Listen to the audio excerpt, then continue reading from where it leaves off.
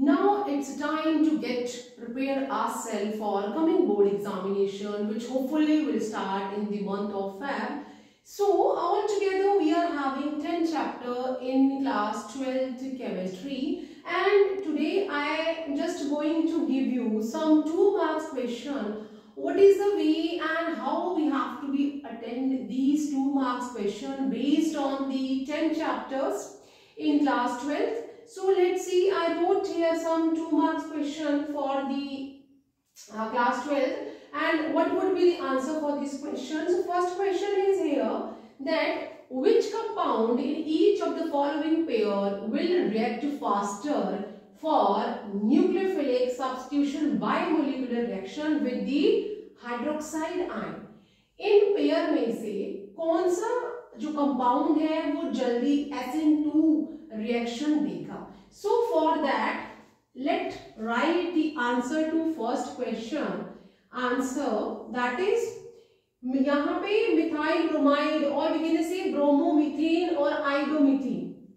Iodide ion is a very good leaving group, so it can leave faster. So out of these two, that यहाँ पे जो methyl iodide है या आयोडोमीथेन है, that will give the SN2 reaction faster as compared to the bromomethane, and the reason behind is that iodide ion. So I am writing answer here that iodide ion is good leaving group or leaving ion. Ion is good leaving ion. So and इसमें एक और चीज भी है, जो bond dissociation energy है iodine और methyl की, दैट इज लेस. सो जल्दी से क्या हो जाएगा, डिसोशिएट अलग हो जाएगा. And 2 reasons are there. First is that iodide ion is good leaving ion, और you can say group ion और लीविंग ग्रुप. यहाँ पे हम इसको लीविंग आयन और लीविंग ग्रुप कह सकते हैं. एंड सेकेंड रीजन है, फर्स्ट रीजन ये है, सेकेंड रीजन है that bond dissociation energy is less. Bond dissociation energy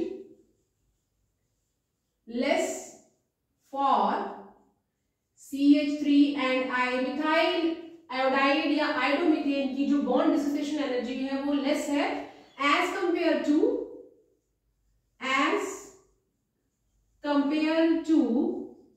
methyl bromide. So CH3I, for these 2 reasons will give SN2 reaction faster. SN2 reaction faster than CH3Br और methyl bromide और bromomethane. सो इस first part का हमने answer लिख लिया. यहाँ पे दूसरा जो मेरे पास पेयर है दैट इज दी, यहाँ अगर हम देखें तो दिस इज दी ट्राई, यहाँ पे टर्शरी है, ट्राई मिथाइल ग्रुप लगा हुआ है, टर्शरी हैलाइड है और ये प्राइमरी हैलाइड है. सो सेकेंड जो हमारे पास कंपाउंड्स है that is CH3C and Cl. Means मेरे पास यहाँ पे टर्शरी हैलाइड है. I am having tertiary halide here. And second जो है मेरे पास that is methyl chloride only, methyl chloride. So we know that ये प्राइमरी हैलाइड है एंड ये टर्शरी हैलाइड है. For SN2 mechanism, we know that primary halide will give faster reaction as compared to secondary and as compared to tertiary. And reason क्या है? The reason is steric hindrance. Steric hindrance जो है that is working here. यहाँ पे जो trimethyl means this carbon is occupied by all the ways. Steric hindrance है और यहाँ पे पॉजिटिव इंडक्टिव इफेक्ट भी वर्क कर रहा है बिकॉज दे विल कंपनसेट. अगर क्लोराइड यहाँ पे लीविंग ग्रुप है तो नो प्रॉब्लम, यहाँ पे पॉजिटिव इंडक्टिव इफेक्ट भी वर्क कर रहा है और स्टेरिक हिंड्रेंस भी यहाँ पे वर्क कर रहा है. सो SN2 मैकेनिज्म जो है वो प्राइमरी हैलाइड पहले देते हैं. So for that reason answer is that chloromethane or methyl chloride will give SN2 reaction faster than, किससे फास्टर देगा? दैट इज ट्राइमिथाइल क्लोरोमीथेन, इससे वो जल्दी देगा. So this is the reason for question 1. Can I make a screenshot of it? And then I will do the answer to the second question. Okay, so let's see what is the second question and how we will attempt that.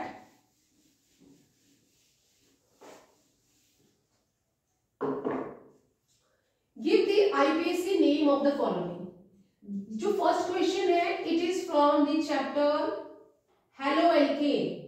This question from the chapter haloalkane, haloalkane and haloarene. ये हमारा organic chemistry का chapter है जिसमें से question लिया गया है. Now this question give the IPAC name of the following coordination compound. Means this is the question from the coordination compound in organic chemistry का question है. We have to write the IPAC name of these two compounds. So answer to the second question, that is क्या है हमारे पास, कौन सा coordinate compound दिया है? That is cobalt का कंपाउंड है. एंड हमारे पास यहाँ पे जो लीगेंड है, that's it. So this is the compound, we have to write the IPAC name for that. तो मुझे यहाँ पे लीगेंड देख लेना है. ये क्या है? दिस इज दी क्लोरीन है, बट ये नेगेटिव लीगेंड है यहाँ पे, तो क्लोरिडो हो जाएगा. एंड EN यहाँ पे इथेन 1,2 डायमाइन जो बाई या डाइडेंटेड लीगेंड है. क्लोरीन हमारा यूनिडेंटेड लीगेंड है. But while we are writing the IPAC name we are following the alphabetic order. ठीक है, अल्फाबेटिक ऑर्डर देखना है. सो C and ethane. So C is coming prior to E. तो यहाँ पे इसके दो एटम है, नाम क्या हो जाएगा? दैट इज बाई और di. How will write that? Dichlorido, dichlorido negative ligand है, एंडिंग होगी O के साथ. एंड इसके भी यहाँ पे दो मॉलिक्यूल है. सो वी विल, जब हम हमारा बाइडेंटेड या डाइडेंटेड लीगेंड होता है एंड उसकी जो यहाँ पे मॉलिक्यूल भी दो है, तो वी आर स्टार्टिंग विद बिस. तो यहाँ पे हम क्या लिखेंगे? दैट इज बिस. और इसे हम ब्रैकेट में लिखेंगे, that is ethane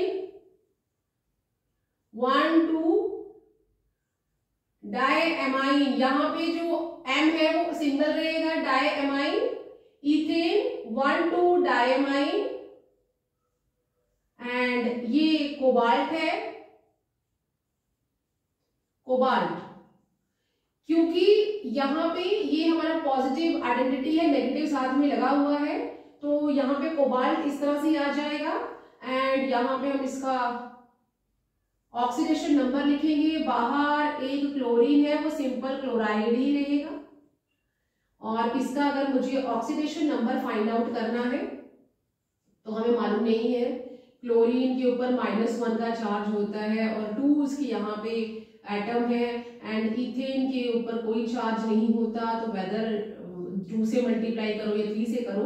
and then we are having -1 charge, एक बाहर भी है. ओवरऑल चार्ज जो है वो 0 है. दैट इज 2 से मल्टीप्लाई करेंगे, दैट इज -2.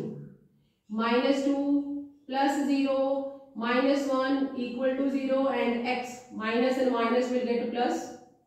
and यहाँ पे जो ऑक्सीडेशन नंबर है इट विल बी दी 3, जो कि हम रोमन में लिख देंगे. तो इस जो कोऑर्डिनेशन कंपाउंड है नाम हो जाएगा डाइक्लोरिडो बिस ethane 1,2 diamine cobalt 3rd and chloride. So alphabetically हमने जो लीगेंड है उन्हें लिखा है. एंड उनकी जो यहाँ पे कितने उनकी नंबर है, अगर वो यूनिडेंटेड है तो हम बाई डाई ट्राई लिख सकते हैं, और यहाँ पे अगर वो खुद ही बाइडेंटेड लिगेंड है और उसके 2 मॉलिक्यूल है तो हम यहाँ पे बिस लिखेंगे।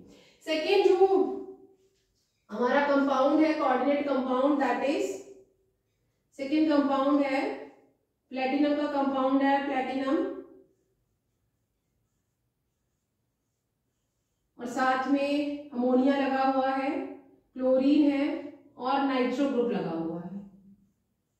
तो ये कोऑर्डिनेशन कंपाउंड है हमारे पास। अल्फाबेटिकली अगर मैं देखूं इनको तो ये एमाइन है ए, ये क्लोरीन है सी और ये नाइट्रो है N. Alphabetically A will come first, then C and then N, और ये प्लेटिनम है। पहले ही हम इसका ऑक्सीडेशन नंबर देख लेते हैं, नहीं मालूम है तो अमोनिया के ऊपर कोई चार्ज नहीं है, प्लस क्लोरीन के ऊपर -1 का चार्ज है, उसका एक ही एटम है, प्लस नाइट्रो के ऊपर भी -1 का चार्ज है, एक ही एटम है, ओवरऑल चार्ज 0 है। सो x माइनस प्लस माइनस हो जाएगा एंड माइनस प्लस माइनस हो जाएगा and this minus minus will get plus, and ये जो इसका ऑक्सीडेशन नंबर है वो +2 आ जाएगा। नाम हम किस तरह से लिखेंगे, अल्फाबेटिकली लिखना है। यहाँ पे जो अमोनिया है उसके 2 मॉलिक्यूल है, then how we will write diamine. ये जब अमोनिया होता है तो we have to be write with a double M, तो डायएमाइन और देन जो क्लोरीन है वो नेगेटिव लिगेंड है क्लोरिडो, डायएमाइन क्लोरिडो, और ये नाइट्रो है तो हम इसको नाइट्रो, कोई भी गैप नहीं डालना, और नाइट्रो एम्फीडेंटेड लिगेंड है, मतलब O से भी ज्वाइन कर सकता है, N से भी है, तो ये N से ही है तो हम यहाँ पे N स्पेसिफाई कर देंगे कि N से ज्वाइन कर रहा है। डायएमाइन क्लोरिडो नाइट्रो N, और जो हमारा मेन प्लेटिनम, और दैट इज सेकेंड ऑक्सीडेशन, यहाँ पे इसका नंबर है, तो ये कंपाउंड हो गया हमारे पास, that is diamine chlorido nitro and platinum second. तो ये इसका आईपीसी नेम हो गया। Now come to the third question. This question is from the chapter solution, जो फिजिकल केमिस्ट्री का हमारा चैप्टर है। जो नेक्स्ट क्वेश्चन आ गया that is from the solution chapter. This is from the solution लिखा है, what is define ideal solution. So how we will define ideal solution, ideal solution को डिफाइन करना है, so that is ideal solution. Ideal solution क्या होता है, इसके लिए आप मेरे वीडियो लेक्चर्स को देख सकते हैं। आइडियल सॉल्यूशन और solution which follow Raoult law over the entire range of concentration। जो solution Raoult law को follow करते हैं at all the concentration they are known as ideal solution। So ideal solution क्या होता है, ideal solution those solutions which follow or which obey those solutions which obeys Raoult's law over the entire range of concentration। जो हर किसी concentration में पे Raoult law को follow करते हैं, they are known as ideal solution। And write one of its characteristic। हमें ideal solution की characteristic लिखनी है, कोई भी एक कैरेक्टरिस्टिक लिख लीजिए। सो हम यहाँ पे लिख सकते हैं that is delta mix volume, means there is no change in the volume, delta mix means change in the volume, that is 0 and that change in enthalpy is also equal to 0। ये यहाँ पे आप इनमें से किसी भी characteristic को लिख सकते हैं। Even we are having one more, जो सॉल्यूट के पार्टिकल्स है, मानो AA है, the force of attraction between AA and BB, जो BB और AA के बीच में फोर्स ऑफ अट्रैक्शन है, तो यहाँ पे हम इस तरह से लिखेंगे।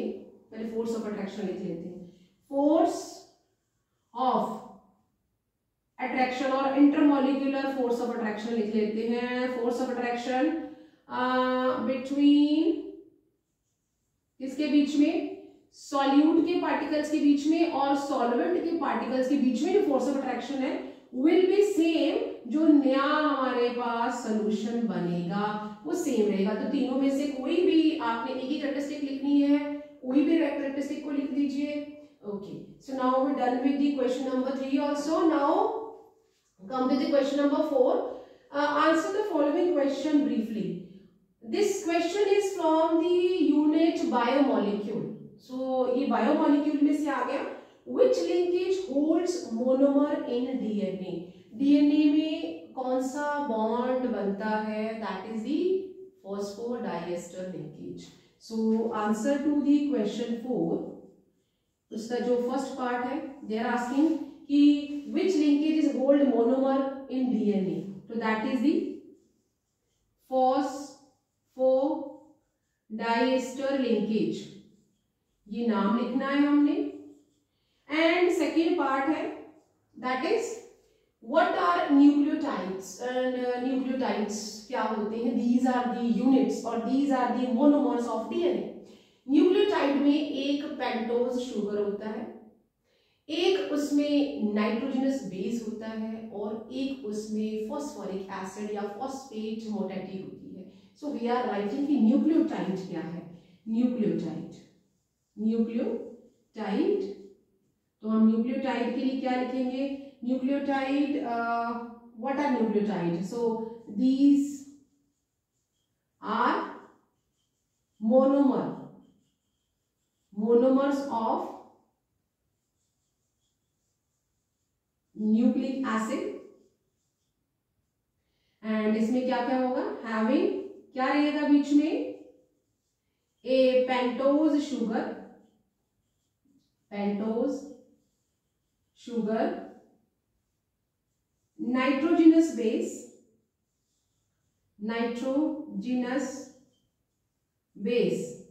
अब नाइट्रोजनस बेस को भी आप फर्दर, मतलब यहाँ पे जरूरत नहीं है, लेकिन आप प्यूरिन और पिरिमिडिन में एडेनाइन, गुआनिन, थायमाइन, साइटोसिन में लिख सकते हैं। But they just ask 2 mark question है, don't exceed it. If it would be a 3 mark question then we will think for that. अभी उसने 2 मार्क्स क्वेश्चन है, we will get 1 mark for this, and in 1 mark this is sufficient that it is having a pentose sugar, nitrogenous base and phosphoric acid, phosphoric or phosphate group or phosphoric acid. So this is the sufficient for 1 marks. So then the next is para-methyl-aniline is more basic than para-nitroaniline. So why it is more basic? अगर हम यहाँ देखें para-methyl-aniline में, and this question from the chapter amine, ये कौन से chapter में से क्वेश्चन आ गया है? That is from the amine chapter.